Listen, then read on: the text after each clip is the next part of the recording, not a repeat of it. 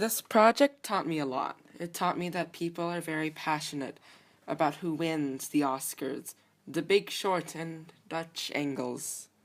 Still not 100% sure what that is. It's hard to say what I did or didn't do in my group.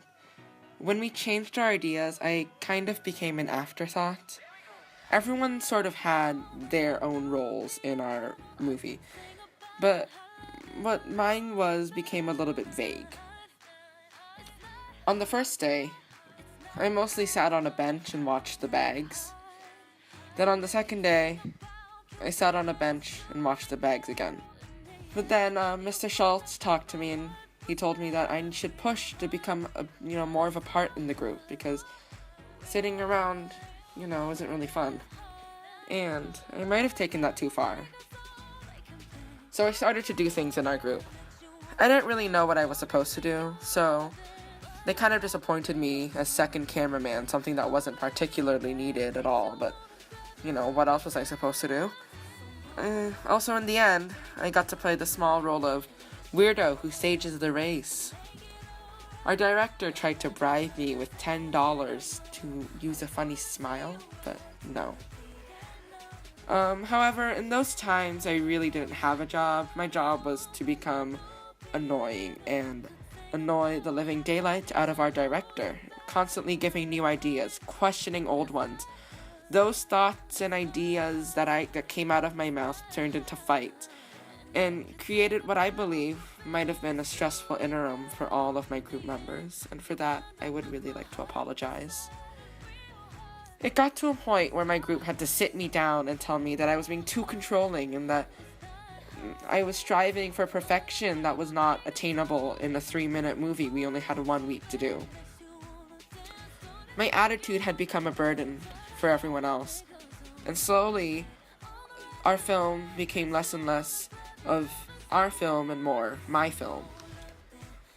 I believe that the feud between me and the director was mostly because of my lack of belonging in our group, like what I was supposed to do.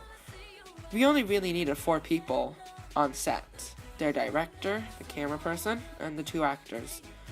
So I was just there. Also, our director firmly believed that our movie was his vision, even though it was really accumulation of all of our ideas. I do realize that, of course, it was my fault for disrupting him and sort of challenging his leadership, and I knew the whole time he was director. But it's also fair to say that he was not very open to change. Every idea or question that I said was shot down quickly with a no, maybe a slight insult, or just another string of questions. I probably grew weary of sitting on the sidelines and not really doing anything, and that's probably why I was acting like this. But because of that, I ended up doing too much. Our movie has many problems, and I kind of knew that from the beginning. But I think that trying to steer it more towards my ideas might not have been the best idea. And I'm content that I at least tried my hardest to make this movie as good as possible, or whatever I think is good. I mean, it's very different for every person. However, now I realize the movie isn't the main focus of this interim. Instead, it's the team building, the group bonding, the ups and downs of the process. But unfortunately, my attitude definitely affected the process. And while I'm still kind of stressed and upset with myself and my group, I'm grateful for the lessons that I learned here about treating others.